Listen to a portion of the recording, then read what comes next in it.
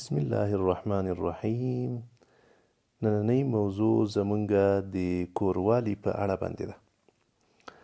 په دې اړه چې کومې خبرې په اسلام کې راغلي دي ځینې زه تاسې ته بیانول غواړم.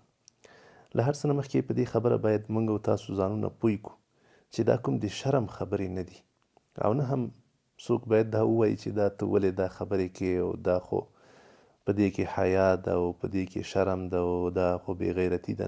نه دا خبره نشته. الحمدلله زمونږ اسلام په هره برخه کې موږ تاسو ته بهترینې رهنمایانې کړي دي چې د هغې له برکته موږ تاسو هوسا، خوشحاله او آرامه ژوند کولی شو. یعنې په دې باندې باید موږ تاسو خوشحاله شو او شکر وباسو چې الحمدلله اسلام موږ او تاسې په یو ډګر کې هم بې سرنوشته نه یو پرېږي، او په هر ډګر کې موږ تاسو ته داسې رهنمایانې کړي دي چې موږ تاسو ډېر ښه ژوند کولی شو، د یو برکت نه ډک ژوند، د خوشحالیو نه ډک ژوند، د آرامش ژوند. الحمدلله. نو راځو مهمو خبرو ته. په دې موضوع باندې موږ الحمدلله په نورو ډېرو موضوعاتو باندې خبرې کړي دي. دا هم پکې یوه موضوع ده چې باید عامو خلکو ته او ځوانانو ته او ښځو ته دا واضحه شي. نو اولنۍ خبره تر هر څه د مخه دا ډیره مهمه ده چې باید موږ او تاسو کله نزدېکت کوو او یو ځایوالی کوو له خپلې ښځې سره. دا د دې په خاطر باندې کوو چې موږ او تاسو خپل نفس پاک کړو. موږ او تاسو دا د دې په خاطر کوو چې زموږ او تاسو زړه ته سکون راشي. دا د دې په خاطر باندې کوو چې موږ او تاسو پاک دامنه شو. دا د دې په خاطر کوو چې موږ او تاسو ته الله جل جلاله اولاد راکړي او نسل دوام ومومي. دا نیت مهمه ده. په هر څه کې نیت ډېر زیات مهم ده او په دې کې هم نیت مهم ده. کله چې زموږ او تاسو نیت دا وي چې موږ او تاسو خپل د شهوت ساتنه وکړو او حلاله نکاح مو کړې ده الحمدلله، او په دې باندې موږ او تاسو ته خوشحالي او راحت راشي، نو په دې نیت باندې او په دې کار باندې هم الله جل جلاله موږ او تاسو ته اجر او ثواب راکوي. کیدای شي څوک حیران شي چې یو نفر خپل شهوت پوره کوي، خپل خواهش پوره کوي، نو په دې به الله جل جلاله هغه ته څنګه اجر او ثواب ورکوي. عینا دقه پوښتنه صحابه وکړې وه نبي علیه الصلاة والسلام نه. نبي علیه الصلاة والسلام چې کله وفرمایل چې ستاسې په شهوت پوره کولو کې هم تاسې ته صدقه شمارېږي، دا هم تاسې ته صدقه یعنې ثواب شمارېږي، نو صحابه کرامو هغه حیران شول. هغوی ورته وویلې چې ای د الله پیغمبره، یو نفر به خپل خواهش پوره کوي او په دې کې به هغه ته ثواب ورکول کیږي. نبی علیه الصلاة والسلام وفرمایل بالکل لکه څرنګه چې یو نفر ته په حرامه طریقه باندې ګناه ورکول کیږي. صحیح شوه؟ یو نفر چې په حرامه طریقه باندې د خپل ضرورت پوره کړي، لکه څنګه چې هغه ګناهګاریږي دقه رقم چې په حلاله طریقه یې پوره کوي، نو ده ته به ثواب او اجر ورکول کیږي. نو دا ډېر یو بهترین دین ده الحمدلله چې موږ تاسو ته اسلام راکړی ده چې په هر کار کې چې زموږ ستاسو نیت برابر وي او هغه کار صحیح وي، نو موږ تاسو هم دنیوي لحاظه فایده کوو او هم په آخرت کې موږ تاسو ته الله جل جلاله اجر او ثواب راکوي. نو په دې خبره باید موږ تاسو پوه شو، په دې باید زموږ تاسو سر خلاص شي چې دا یو پاک عمل ده، دا یو حلال عمل ده، دا د عبادت کار ده، او دا هغه کار ده چې په دې باندې د انسانانو ترمنځ مینه او محبت زیاتېدلی شي. کله چې یو څوک اراده وکړي، نو له هر څه نه مخکې هغه ته پکار دی چې دی دا دعا ووایي: بسم الله اللهم جنبنا الشیطان. د الله په نامه یا الله ته له موږ نه شیطان لرې کړه، وجنب الشیطان ما رزقتنا، او هغه اولاد چې ته یې راکوې یا الله له هغه هم شیطان لرې کړه، یا الله هغه هم له شیطان نه وساته. نو دا څومره ښکلې دعا ده، اسلام موږ تاسو ته راښودلې ده. کله چې یو مسلمان دا دعا ووایي او الله جل جلاله ده ته اولاد ورکوي، نو هغه اولاد به له شیطان نه ساتل کیږي، له شیطان نه او د هغه له وسوسو نه به دا انسان په امن کې وي. له کوروالي نه مخکې دا خبره هم ډیره زیاته مهمه ده چې موږ او تاسو پاکوالي ته خاص توجه وکړو. یعنې ښځه او میړه دواړه باید پاک اوسیږي. صحیح شوه؟ له دوی نه باید بدبویي لاړه نه شي. که چېرته ښه بوی ورڅخه نه ځي، حد اقل بدبویي خو باید ترې لاړه نه شي. یعنې دوی باید عطر استعمال کړي وي، دوی باید لامبلي وي، دوی باید مسواک وهلی وي، دوی باید پاک سوتره وي، تر څو دغه اړیکه په ښه طریقه باندې ترسره شي. صحیح شوه؟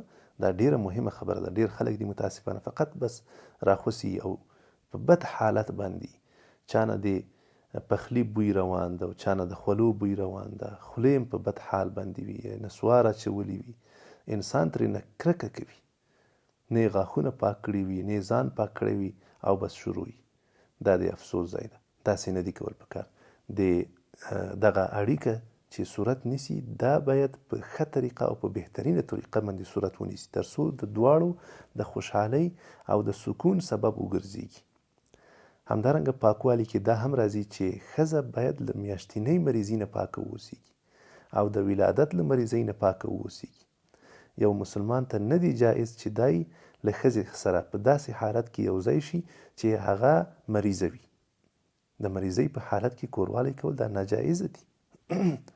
تر څو پورې چې ښځه پاکه شوې نه او هغې لامبلې نه، نو باید یو نارینه او خاوند ورسره یو ځای نه شي. دا ډیره مهمه خبره ده. همدارنګه په دې خبره باندې هم ځانونه باید موږ او تاسو پوه کړو چې خاوند باید د ښځې احساساتو ته هم درناوی وکړي. یعنی د ښځې حق ته هم باید پام وکړي. دا هم په دې کې راځي. صرف دا نه چې یوازې د خپل خواهش غم ورسره وي، بلکې د ښځې رضایت، د ښځې راحت، دې ته هم باید پاملرنه وکړي. صحیح شوه؟ او داسې ورخطا ونه اوسېږي. په دې کې دا ډیره مهمه ده چې ورخطا باید ونه اوسېږي. ډیر خلک دي ورخطا یي که نه، په بیړه باندې بس عاجل زر تر زره شروع کړي. دا غلطه خبره ده. دا صحیح کار نه ده. د جما او د کوروالي له آدابو څخه ده چې باید د میړه او د ښځې ترمنځ مخکې له دې رابطې نه، مخکې له نزدېکت نه باید د دوی ترمنځ مینه او محبت وشي. دوی باید یو بل ښکل کړي، ښې خبرې وکړي، د مینې نرمې خبرې وکړي، تر څو دوی دواړه یو بل ته په ښه طریقه باندې آماده شي. صحیح شوه؟ نو مخکې له مخکې نه خبرې کول، لمس کول، ښکلول، نزدېکت، دا هغه خبرې دي چې دغه رابطه نوره هم له خوندونو او له لذت څخه په دې کې لذت او خوند زیاتوي. دې ته هم په یو اثر کې اشاره شوې ده. په یو اثر کې راځي، وایي ستاسې هیڅوک دې هم داسې په خپله ښځه باندې حمله نه کوي لکه د ځناور او د څاروي په څیر باندې. صحیح شوه؟ یعنی د حیوان په څیر باندې دی یو دم په ښځه باندې شروع نه کوي، بلکې مخکې له مخکې نه دې لوبې ورسره وکړي. دا یو بهترین اخلاق دی چې موږ او تاسو یې له اسلام څخه زده کوو.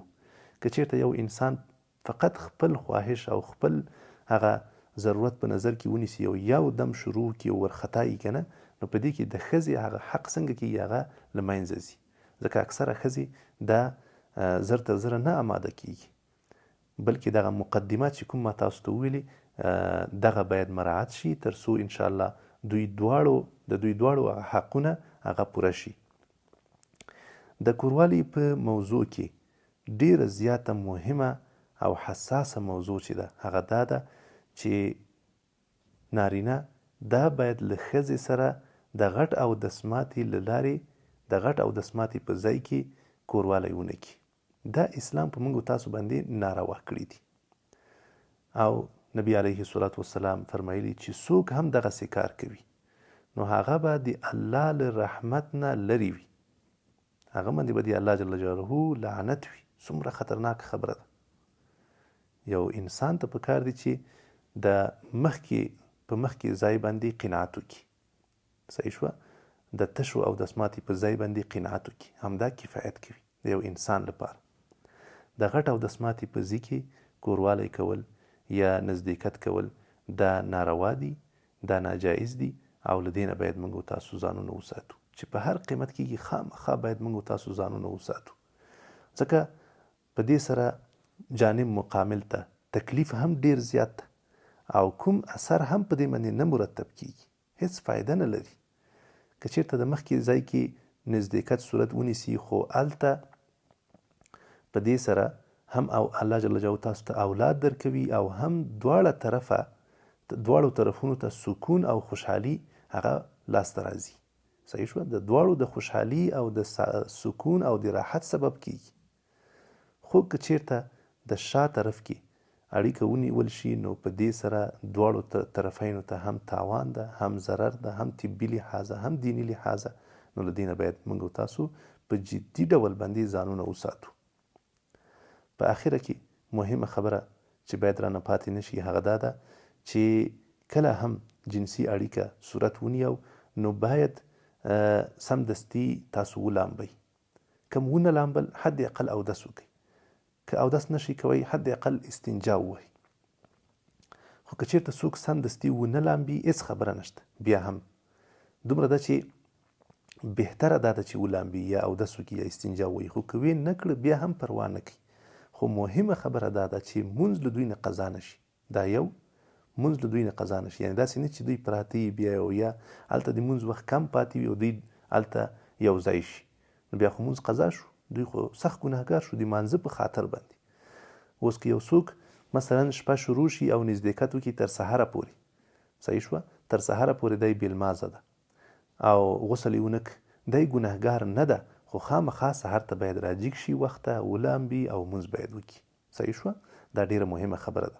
او وروستۍ خبره هغه دا چې راز باید وساتل شي. د ښځې او خاوند ترمنځ دغه خبرې چې کومې شوي دي یا د دوی ترمنځ چې کومه اړیکه نیول شوې ده دا باید یوازې د دوی ترمنځ پاتې شي.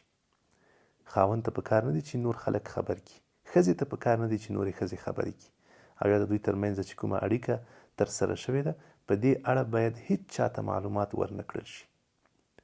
ځکه د دوی ترمنځ دا یو اسرار دي، د دوی ترمنځ دا پټې خبرې دي. په دې اړه باندې داسې یو حدیث راغلی ده او پکې راغلی دی وایي چې څوک هم دا رقم کار کوي د قیامت په ورځ باندې به الله جل جلاله ته بدترین انسان همدغه انسان وي. څوک چې خپلې ښځې ته ورنږدې شي او بیا یې راز ونه ساتي او خلکو ته یې بیان کړي. صحیح ده؟